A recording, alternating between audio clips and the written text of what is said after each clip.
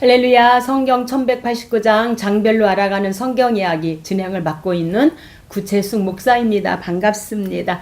지난 시간에 이어서 마가복음 함께 해보도록 하겠습니다. 마가복음은 마가가 예수님을 그 다음에 하나님의 뜻에 따라 즉각적으로 움직이며 반응하는 종으로 오신 예수님, 그래서 종으로 묘사하고 있습니다.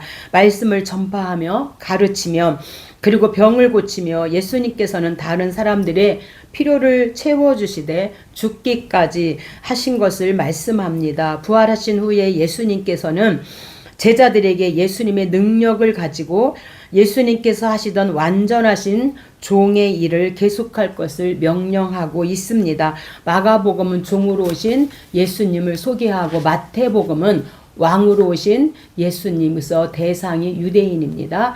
그리고 누가복음은 인자의 아들로 오신 예수님을 소개하고 요한복음은 하나님의 아들로 오신 예수님을 소개하고 있습니다. 지난 시간에 이어서 마가복음 11장입니다. 마가복음 11장은 예수님께서 이제 십자가를 지시기 위해서 예루살렘으로 입성하시는 입성과 그리고 상인들 그리고 무화과 나무를 저주하시고 예수님의 권위에 대해서 질문하는 11장입니다. 11장의 초점은 승리의 예루살렘 입성과 이어지는 주님의 메시아적 행적에 있습니다. 예수님은 겸손히 그러나 당당하게 예루살렘에 들어가심으로 적대 세력을 정면 돌파하고 있습니다. 특히 무화과나무 저주는 당시의 생명 없는 종교를 그리고 성전 정화 사건은 하나님을 배제한 종교 시설의 무익함을 행동으로 보여주신 사건입니다. 그래서 우리 예수님께서 주일에 승리의 입성을 하시고 월요일에 성전을 정화하십니다. 그리고 화요일에는 예루살렘에서 공개적 논쟁과 교훈에 대해서 논쟁을 하시고 수요일에는 예수님께서 침묵하십니다. 목요일에는 유월절 만찬과 겟세마네 기도를 통하여 최후 만찬이죠.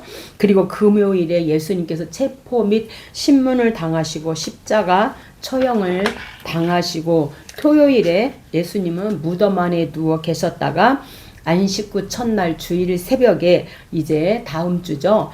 부활하시게 되어집니다. 11절입니다. 성경 가지고 계신 분은 저와 함께 성경을 찾아가면서 함께 은혜 나누면 좋겠습니다. 예수께서 예루살렘에 이르러 그래서 예수님께서 이제 승리의 입성을 하게 되어집니다. 12절부터는 무화과 나무 저주에 관하여 말씀합니다. 이튿날 그들이 베다니에서 나왔을 때에 예수께서 시장하신지라 멀리서 잎사귀 있는 한 무화과 나무를 보시고 보신즉 잎사귀 외에 아무것도 없더라. 이는 무화과의 때가 아님이라. 예수께서 이제부터 영원토록 사람이 내게서 열매를 따먹지 못하리라. 그래서 예수님께서 왜 무화과 나무를 저주하셨는가? 그것은 당시 대제사장들과 서기관들 그리고 그들의 가르침을 받아 오직 형식과 외식적인 신앙에 빠져 있는 백성들의 모습을 예수님께서 보셨기 때문입니다. 헤롯에 의해 화려하게 46년 동안 지었던 그 성전은 로마에 의해 완전히 파괴되고 AD 70년이죠. 파괴되고 그 안에서 외식과 형식으로 제사를 드리던 유대인들이 하나님을 향한 왜곡과 형식과 외식주의 신앙 때문에 예수님께서 무화과를 비유로 저주하고 있는 것입니다. 오늘 저와 여러분의 신앙은 어떻습니까? 경건의 모양은 있지만 정작 경건한 삶과 비롯되는 능력이 없음을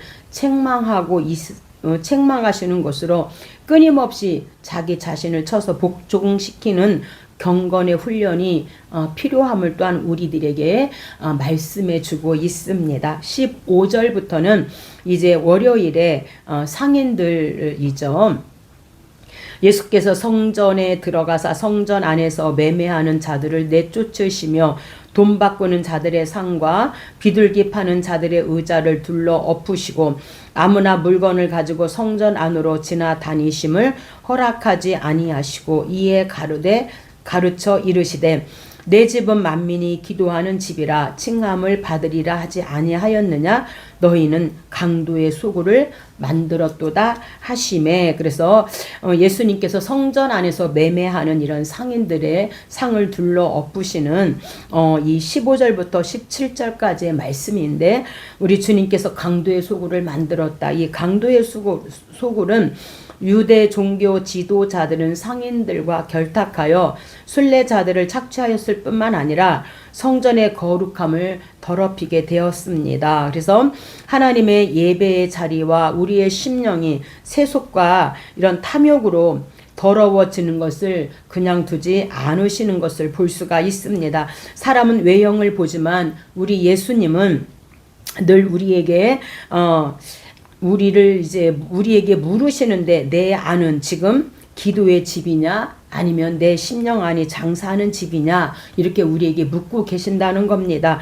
기도해야 될 자리에서 이익과 편리와 계산의 자리가 되었는지, 아니면 기도는 주님 뜻대로 하옵소서인데 장사는 주님 내가 원하는 것 주세요. 이게 장사로 표현할 수 있는 것입니다. 내 안에 주님이 뒤엎고 싶어 하는 것이 분명 있을 수 있다는 것입니다. 오늘 성전에서 물건 파는 자들의 물건을 뒤엎은 것처럼 주님은 내 심령을 다시 기도의 집으로 회복시키기 원하시기 때문에 오늘 이 성전에서 상인들을 바라보고 그들을 둘러 엎으신 것처럼, 매매하는 것들을 둘러 엎으시는 것처럼 오늘 저와 여러분의 심령은 어떠한지 오늘 이 말씀을 통해서 물어보시고 있습니다. 27절입니다. 예수께서 성전에서 거니실 때에 대제사장들과 서기관들과 장로들이 나와 무슨 권위로 이런 일을 하느냐, 누가 이런 일할 권위를 주었느냐. 그래서 무슨 권위로 이렇게 상인들의 상을 둘러 엎으시며 이런 일을 하느냐, 이렇게 물어보고 있습니다. 이것은 이제 함정 질문으로, 하나님의 권위 주장하면 신성 모독이고 메시아 권위 주장하면 정치적 그런 제목으로 로마에 고발 당할 것이고, 아무 대답도 못하면 사기꾼으로 몰려고 이렇게 이들이 함정 질문을 하고 있는 것입니다.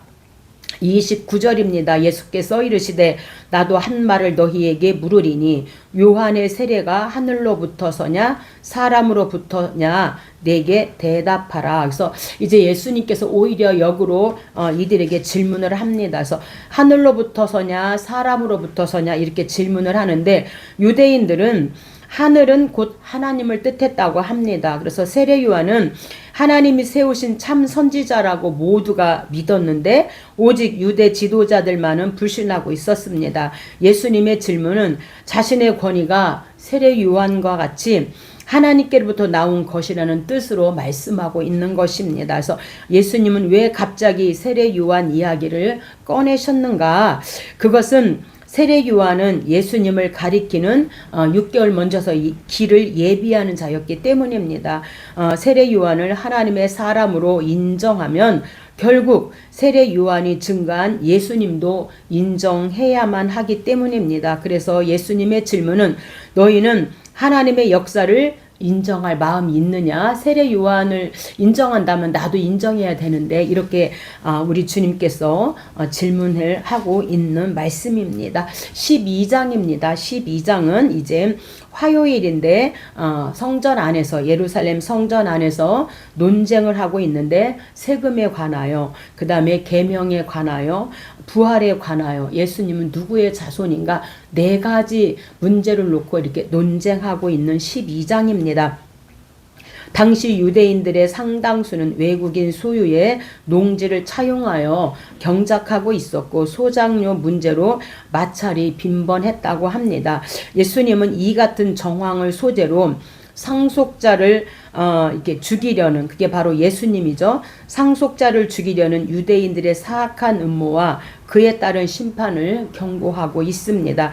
예수님은 사사건건 대적하는 대적자들에게 명쾌한 진리의 제시로 그들의 입을 봉하고 있는 12장입니다. 13절부터는 세금에 관하여입니다. 예수의 말씀을 책잡으려 하여 바리새인과 헤롯 땅 중에서 사람을 보내매 가이사에게 세금을 바치는 것이 옳으니까 옳지 아니하나이까. 예수께서 가이사의 것은 가이사에게, 하나님의 것은 하나님께 바치라. 그들이 예수께 대하여 매우 놀랍게 여기더라. 그래서 이 바리새인은 마카비 가문의 저항운동 기간서 BC 166년에서 142년에 종교적 개혁을 추구했던 경건한 유대인들, 곧 하시딤의 후예로 요한 히르카누스 BC 134년에서 104년의 통치 때에 최초로 이때 바리새파라는 종파로 이게 등장하게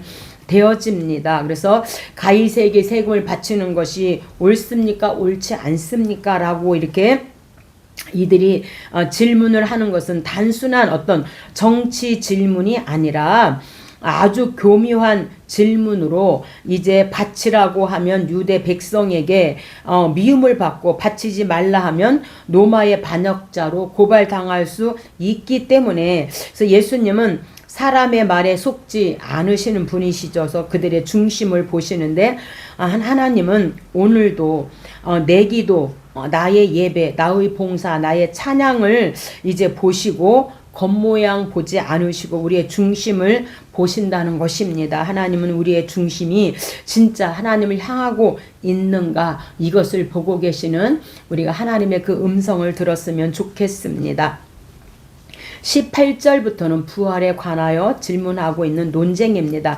부활이 없다는 사두개인들이, 우리가 13절은 바리새파가 나오는데 18절에는 부활을 인정하지 않는 사두개파가 나옵니다. 사두개인은 당시에 종교적으로 가장 큰 영향력을 행사하며 귀족 계급을 형성하고 있던 유대교의 한 집단입니다. 그들은 바리새인들과 달리 모세 오경에 기록된 토라만을 인정하고 내세 부활, 천사의 존재 등을 부인하고 있습니다. 그래서 헤롯 땅 및 로마 통치자들과 결속되어 있던 이 사두개인들은 예수님에 대해 아주 적대적이었습니다. 19절입니다. 우리가 모세가 우리에게 써주기를 어떤 사람이 형이 자식이 없이 아내를 두고 죽으면 그 동생이 그 아내를 취하여 형을 위하여 상속자를 세울지니 7이 다 상속자가 없었고 최후의 여자도 죽었나이다. 7사람이 다 그를 아내로 취하였으니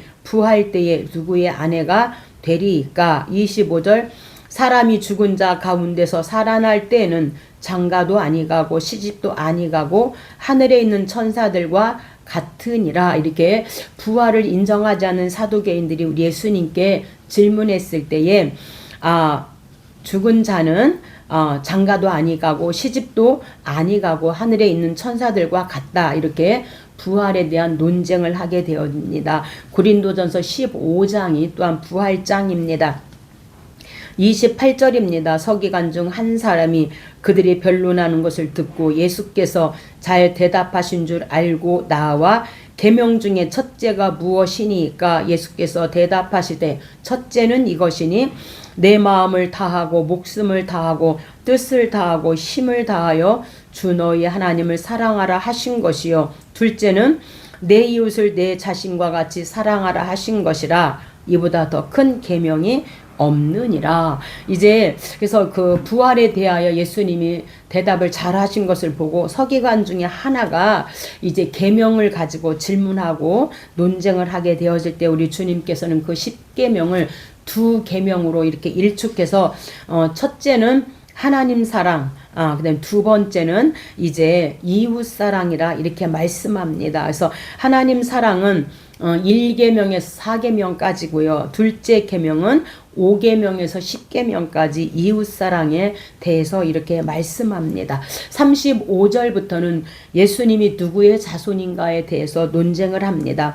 예수께서 성전에서 가르치실세 어찌하여 서기관들이 그리스도를 다윗의 자손이라 하느냐. 다윗이 그리스도를 주라 하였은즉 어찌 그의 자손이 되겠느냐 하시니 많은 사람들이 즐겁게 듣더라. 그래서 이 질문의 배경을 보면 당시 유대인들은 메시아가 다윗 왕의 후손으로 온다고 그렇게 믿고 있었습니다. 이것은 구약의 예언 때문이죠. 그래서 이제 사무엘하 7장 이제부터 이렇게 이사야 11장까지 메시아 왕국도래죠. 그래서 서기관들은 그리스도를 다윗의 자손이라고 가르치고 있었습니다.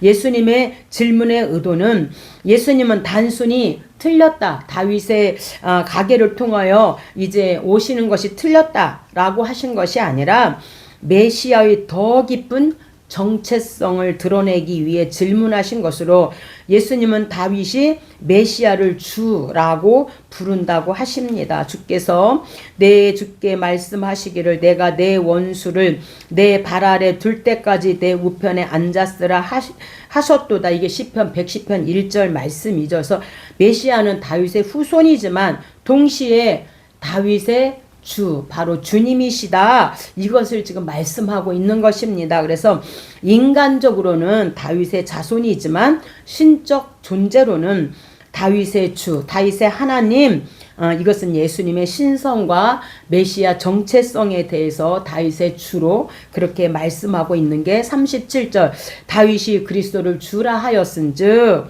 어찌 그의 자손이 되겠느냐 하시니 많은 사람들이 즐겁게 듣더라. 그래서 누구의 자손인가에 대해서 논쟁을 한 말씀입니다. 13장은 이제 예수님이 오실 재림 징조에 대해서 말씀하는데 우리 주님이 오실 때가 되면 거짓 선지자가 많이 일어나고 전쟁과 기근과 지진이 일어나게 될 거다 이렇게 말씀합니다. 당시의 유대인들은 구약 선지자의 묵시가 끊어지자 그래서 우리가 이제 말라기를 기점으로 우리가 마가복음까지 400년이라고 하는 이 선지자의 이런 묵시가 끊어졌죠. 종말의 도래가 임박했다고 생각하고 있었습니다. 특히 로마의 박해 속에서 정치적 해방과 더불어 악을 멸절시킬 메시아의 도래를 갈망하고 있었는데 주님은 이 같은 정황을 염두에 두고 종말에 관한 교훈을 하고 있습니다. 이 교훈의 핵심은 종말의 시기와 상태가 아니라 종말에 대한 성도의 자세가 더 중요하다 이렇게 지금 말씀하고 있습니다. 4절부터 재림 징조입니다. 우리에게 이르소서 어느 때에 이런 일이 있겠사오며 이 모든 일이 이루어지려 할 때에 무슨 징조가 있사오리이까 이렇게 이제 400년이라고 하는 이 선지자들의 그 묵시가 없었을 때에 이들은 예수님 오실 때가 다 됐다 이렇게 해서 이제 질문을 한 거죠. 그래서 무슨 징조가 주님이 오실 때 무슨 징조가 있겠습니까? 5절 예수께서 이르시되 너희가 사람의 미혹을 받지 않도록 주의하라 이렇게 말씀합니다. 그래서 미혹을 받지 않도록 주의하라는 것은 겉으로는 그렇게 보이지만 사실은 종말의 징조가 아닌 현상에 의해 현혹되고 미혹되어서 잘못된 위기의식을 가지지 말라는 말씀입니다. 이러한 현혹은 거짓 선지자들에 의해서 또는 전쟁이나 자연의 재난을 오해함으로써 생기게 된다는 것입니다. 그래서 언제를 그 재림 주님이 오시는 그 때가 언제를 아는 것보다 어떻게 우리가 그 재림을 준비하며 어떻게 사느냐가 더 중요함을 우리에게 깨우쳐주고 있습니다. 6절입니다. 많은 사람이 내 이름으로 와서 이르되 내가 그리스도라 하여 많은 사람을 미혹하리라. 해서 마지막 때가 되면 거짓 선지자들이 많이 일어나게 될 것을 우리 주님께서 말씀하고 깨어있어 근신하라 말씀하십니다. 8절부터는 전쟁과 기근과 지진이 일어나게 될 거다. 민족이 민족을 나라가 나라를 대적하여 일어나겠고 곳곳에 지진이 있으며 기근이 있으리니 재난의 시작이라. 이렇게 있을 때에 우리는 더 이제 준비해야 함을 말씀합니다. 24절 그때의 그 환난 후 해가 어두워지며 달이 빛을 내지 아니하며 별들이 하늘에서 떨어지며 하늘에 있는 권능들이 흔들리리라. 그래서 하늘에 있는 권능은 해, 달, 별 이런 이상들이죠. 별들 곧 천체를 뜻하고 있습니다. 종말에는 모든 성자가 붕괴될 것을 말씀하고 있습니다. 14장입니다. 14장은 이제 우리 예수님께서 최후 만찬을 하시고 겟세마네 동산에서 땀방울이 변화해 핏방울 되기까지 기도하시는 목요일입니다. 순환받는 종으로서 예수님의 모습을 부각시키고 있습니다. 시간적으로는 순환 주간 중 화요일에서 목요일 사이에 일어난 사건입니다. 예수님은 도살할 양 같은 취급을 받으면서도 제자들의 안전을 먼저 생각하시고 생사의 기로에서 자신의 뜻을 복종시키고 있습니다. 지금이 이제 고난 주간이고 목요일에 우리 주님이 이렇게 이제 겟세마네 그 동산에서 땀방울이 변하여 핏방울 되기까지 십자가를 지기 위해서 기도하시는 고난 주간입니다. 12절입니다. 유월절 양 잡는 날에 제자들이 예수께 여짜오되 우리가 어디로 가서 선생님께 유월절 음식을 잡수시게 준비하시기를 원하시나이까. 그래서 유월절은 1월 14일이죠. 출애굽기 12장. 그리고 무교절은 1월 15일부터 7일 동안 21일 동안 발효되지 않은 음식을 먹는 무교절이고, 그 다음에 1월 22일은 이제 초실절로 보리 수확한 것을 이제 하나님 앞에 제단에 바치고 그때부터 먹을 수 있는 과정이 시작되어지고, 3월 6일이 이제 바로 맥주절입니다. 이때는 이제 보리와 밀을 수확하게 되어지고, 그리고 3월 7일이 이제 오순절이죠. 나팔절은 7월 1일이고 대속죄일은 7월 10일, 수장절과 초막절, 장막절은 7월 15일입니다.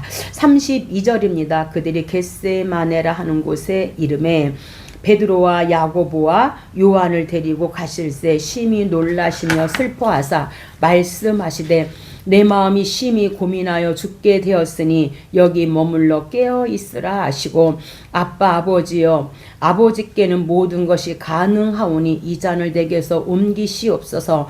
그러나 나의 원대로 마시옵고 아버지의 원대로 하옵소서. 그래서 하나님 아버지의 원대로 되기를 그렇게 맡기고 기도하시는 예수님의 그 기도를 볼 수가 있습니다. 그래서 이 잔을 내게서 옮겨 주실 수만 있다면, 이 잔은 구약에서도 이 잔은 고통과 고난을 상징하는 의미로 사용되었습니다. 본문에서도 죄인들을 대신해서 예수님이 받게 될 십자가 고통과 하나님의 진노를 상징하고 있습니다. 그래서 우리가 지금 고난주간인데 우리 주님은 그 십자가를 이제 하나님 내 뜻대로 마옵시고 이 잔을 내게서 옮겨줄 수 있으면 옮겨주세요. 그러나 내 뜻대로 마옵시고 아버지의 뜻대로 되기를 원한다는, 그래서 그 아버지의 뜻을 행하기 위해서 땀방울이 변한 핏방울 되기까지 기도하신 예수님의 그 모습을 우리가 생각하면서, 우리가 어떤 문제가 있을 때 우리는 하나님 이 문제 해결해 주세요, 육신에 관련된 이 문제, 하나님 이 문제 해결해 주세요, 이런 기도를 하지, 주님 뜻대로 살기를 원합니다, 주님 하나님이 기뻐하는 십자가를 제가 지길 원합니다, 이런 기도는 우리가 정말 잘 하지 않는 저의 연약한 모습을 발견하게 되어집니다. 15장입니다. 15장은 이제 금요일에 우리 주님께서 십자가를 지시게 되어집니다. 빌라도는 여론에 편승하여 하나님께 사형 선고를 내림으로써 역사의 오명을 남겼지만, 거기에서 재판을 받았던 예수님은 오늘날 지구상의 수많은 사람들의 찬양과 경배의 대상이 되셨습니다. 우리는 순간을 위해 영혼을 팔아 넘길지 하나님의 상급과 생명을 믿음으로 기다리며 받을 것인지를 결단해야 되고, 모든 찬송가가 주의 보혈 능력, 다 모든 찬송가가 예수 보혈, 예수 십자가 사랑, 하나님의 사랑을 우리가 노래하고, 모든 성경 66권도 하나님의 사랑과 예수님의 그 십자가 사랑의 보혈을 증거하고 있습니다. 1절입니다. 새벽에 대제사장들이 즉시 장로들과 서기관들 곧 온 공회와 더불어 의논하고 예수를 결박하고 끌고 가서 빌라도에게 넘겨주니. 그래서 빌라도는 AD 26년에서 36년 동안 유대의 제5대 총독으로 재임한 본디오 빌라도를 말하고 있습니다. 그는 유대 사마리아 그리고 이둠의 지방의 군대 통수권을 행사하였고, 지중해 연안에 가이사랴 공식 관저가 있었으나 예루살렘에 올 때는 헤롯의 궁전에서 머물렀다고 합니다. 21절입니다. 마침 알렉산더와 루포의 아버지인 구레네 사람 시몬이 시골에서부터 와서 지나가는데 그들이 그를 억지로 같이 가게 하여 예수의 십자가를 지우고, 그래서 이 구레네는 북아프리카의 리비아에 있는 주요 도시로 당시에 이곳에 많은 유대인들이 살고 있었다고 합니다. 그래서 이 구레네에 살고 있는 시몬은 억지로라도 십자가를 진 결과 그의 아들, 시몬의 아들 루포는 로마 교회 지도자가 되었고 그의 아내는 바울의 영적 어머니가 되었다라고 로마서 16장 13절에서 말씀합니다. 예수님께서 십자가를 지고 가실 때 억지로 그 십자가를 대신 지게 된 사람이 바로 구레네에 살고 있는 시몬이었는데, 시몬은 예루살렘 토박이가 아니라 먼 곳에서 온 디아스포라 유대인으로 볼 수 있습니다. 억지로 십자가를 진 결과 나중에 가장 큰 은혜가 될 수 있고 그의 아들은 이제 로마 교회의 지도자가 되어지는 걸 볼 수 있습니다. 그래서 구레네 시몬은 예수님의 그 십자가를 함께 지며 고난의 자리에서 은혜를 받은 사람 중에 하나임을 볼 수가 있습니다. 25절입니다. 때가 제3시가 되어 십자가에 못 박으니라. 예수께서 큰 소리를 지르시고 숨지시니라. 이에 성소 휘장이 위로부터 아래까지 찢어져 둘이 되니라. 그래서 여기에서 질문할 수 있는 건 성소 휘장이 찢어진 것은 어떤 의미인가, 이것을 질문해 본다면 예수님 죽음으로 모든 사람이 하나님 앞에 설 수 있게 되었음을 상징하고, 구약 제사가 예수님 그 십자가 죽음으로 완성된 것을 말하고 있습니다. 구약에서는 죄를 지을 때마다 항상 짐승을 잡아 불완전한 제사를 드렸지만 예수님이 단번에 십자가를 지심으로 말미암아 더 이상 짐승 잡을 필요가 없는 완전한 제사, 완전한 제물이 되셨음을 히브리서 10장에서 말씀해 주고 있습니다. 마가복음의 마지막 16장입니다. 예수님께서 십자가를 지시고 죽었다가 이제 살아나시는 16장 부활입니다. 예수님이 부활하시고 여인들과 그 다음에 엠마오로 가는 두 제자를 만나게 되어집니다.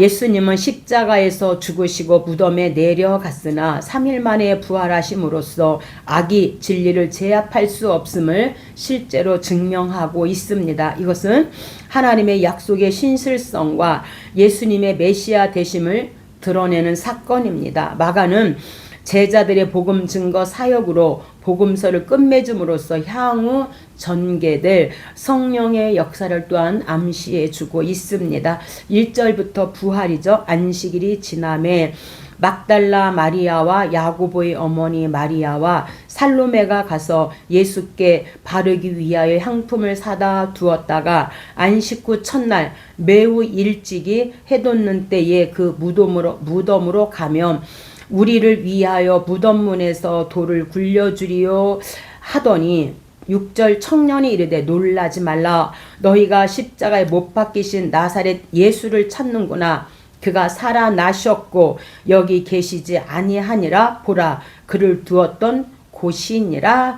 아멘. 그래서 예수님이 살아나셨습니다. 부활하셨습니다. 다음 주가 우리가 부활 주일인데 그가 살아나셨고 여기 계시지 아니하니라. 그러면서 그를 두었던 보라, 그를 두었던 곳이니라. 그래서 예수님이 부활하십니다. 9절입니다. 예수께서 안식 후 첫날 이른 아침에 살아나신 후 전에 7 귀신을 쫓아내어 주신 막달라 마리아에게 먼저 보이시고, 그래서 안식 후 첫날, 그래서 오늘날에 일요일에 해당되는데 이제 구원 사역의 완성을 의미하는 예수님의 부활이 안식 후 첫날 주일에 이루어졌기 때문에 초대교회 때부터 이제 이 날을 주일로 우리가 이렇게 지금 안식 후 첫날 주일로 이렇게 지키면서 예배드리고 있습니다. 그리고 막달라 마리아는 7 귀신 들려서 극심한 고통을 당하다가 예수님을 만나 해결받고 최고의 헌신자가 되어진 사람이 바로 막달라 마리아입니다. 12절입니다. 그 후에 두 사람이 걸어서 시골로 갈 때 예수께서 다른 모양으로 그들에게 나타나시니 두 사람이 가서 남은 제자에게 알리었으되 역시 믿지 아니하니라. 엠마오 마을로 가는 두 제자. 이 엠마오로 가는 두 제자에게 예수님이 나타나셔서 이제 그들에게 예수님의 부활 사건을 말씀해주고, 처음에는 알지 못하다 얘기를 하다 보니까 이분이 예수님이시구나. 그래서 예수님을 다시 이제 영의 눈이 예수님 바라봤을 때 이미 예수님은 계시지 않고 이제 이 두 사람이 다른 제자들에게 알렸지만 믿지 아니하더라. 어떻게 죽은 사람이 살아날 수 있어?